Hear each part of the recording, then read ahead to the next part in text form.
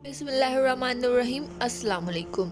इमाम अली अलैहिस्सलाम की खिदमत में एक शख्स आके कहने लगा, या अली, मेरे दुआएं कबूल नहीं होती है, मुझे दुआ मांगने का ऐसा तरीका बताए जिससे मेरी दुआ कभी रद्द ना हो। जैसे ये पूछना था कि इमाम अली अलैहिस्सलाम ने फरमाया, ए शख्स, मैंने अल्लाह के रसूल सल्लल्लाहु अलैहि वसल्लम से सुना है, जो इंसान दुआ मांगने से पहले अल्लाह के किसी दूसरे बंदे के लिए दुआ मांगता है और फिर अपने लिए दुआ मांगता है तो अल्लाह वो दुआ कभी रद्द नहीं करता।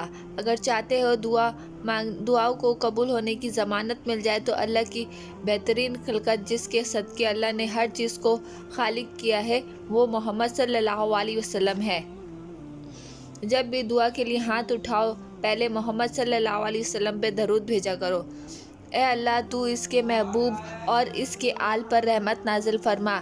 इसके बाद अपने अजीज़ व कारिब और वो मखलूक़ात जो तुम्हारे आसपास रहती है, इसके लिए दुआ मांगो। फिर अपनी दुआ अल्लाह के दरबार में पेश करो। जैसे ही फरिश्ते तुम्हारी दुआ अल्लाह के दरबार में पेश करेंगे तो अल्लाह ये कहेगा, इसका दिल मेरी मखलूक के लिए नरम है, इसकी आने वाली सारी मुसीबतों परेशानियों को ख़त्म कर दो, इसकी तकदीर को रोशन करो। और फरिश्तों को हुक्म देगा, ये मेरा बंदा जो मेरे महबूब और मेरी खिलकत के लिए दुआ करता है, ए फरिश्तों, दुनिया के तमाम इनामात और कामयाबी के रास्ते इसकी तरफ खोल दो ताकि ये अपनी मंजिल तक आसानी से पहुंच जाए।